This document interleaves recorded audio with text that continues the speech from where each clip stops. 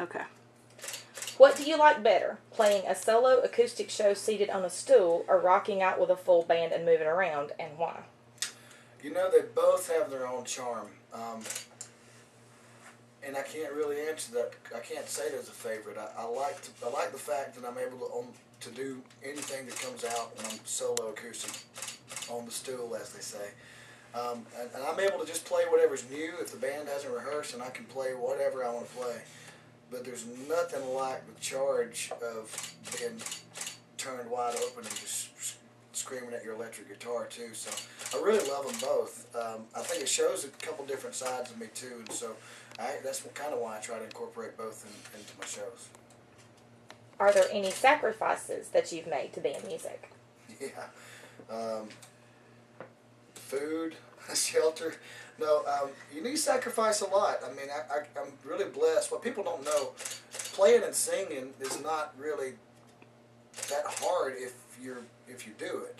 But it's the rest, it's all your hours, and there's more that goes into a 3-hour show than just 3 hours. So you have to sacrifice time away from your family, and you have to sacrifice, I've sacrificed, in my earlier years, I sacrificed some of my morals to do this, but you know, you got to sacrifice in order to gain something. I think that's just part of it. Where do you draw the inspiration for your songs? Everywhere. My own personal life and struggles I've gone through, and good times I've gone through, and then you know, I look at other things that some of my friends or people around me have gone through. I mean, it may be a magazine or a book or a movie. I just try to write about stuff that's real, something I know, something that's close to me. It's got to touch me on some level. I'm not one of those guys that can just go and say, let's write a song for Tim McGraw and do it. You know, I mean, I actually have to have lived it or been close to the situation. Any regrets in choosing to be a musician? Not a one. Zero. None. When did you realize that you were meant to be a musician? I don't know. I don't remember not knowing that. I'll tell you, I started playing and singing really, really young, and even before I was able to really do it, I kind of beat on different instruments, ukuleles and toy guitars. But so I always had that kind of instilled in me. I've always thought that's what I was meant to do. I don't ever remember a time when I didn't. But when I saw the movie Purple Rain, and I know I was way too young to see it. My mom would probably have died if she'd known I watched it.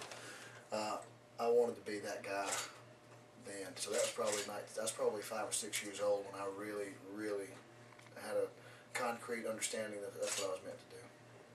What is your favorite song of yours? That changes.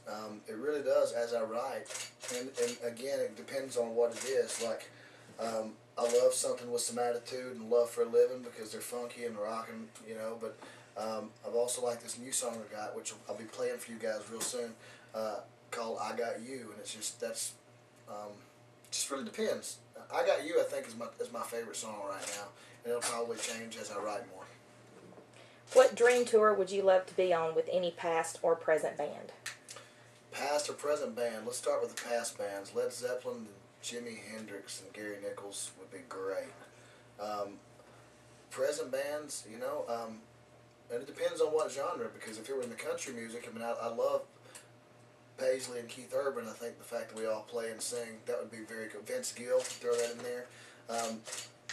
But then again, I would love to go do shows with Stevie Wonder and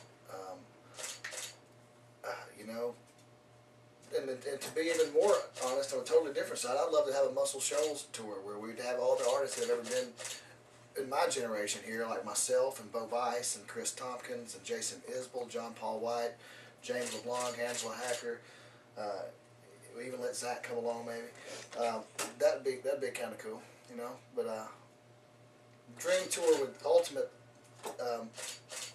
greatest tour ever for me would have been Zeppelin, and when John Bonham was still alive and Jimi Hendrix. That would have been. I always thought I was born a little too late. I think I missed that, What is your favorite instrument of yours, and do they all have names? No, they don't all have names, but this is my favorite acoustic. This is a Gibson SJ200. And then my favorite, stay right there, I'll just show you my favorite electric. This is the favorite. Now, this is a Gatto guitar made in the Carolinas by a guy named Ryan Gatto. It's kind of the best of both worlds. Yeah.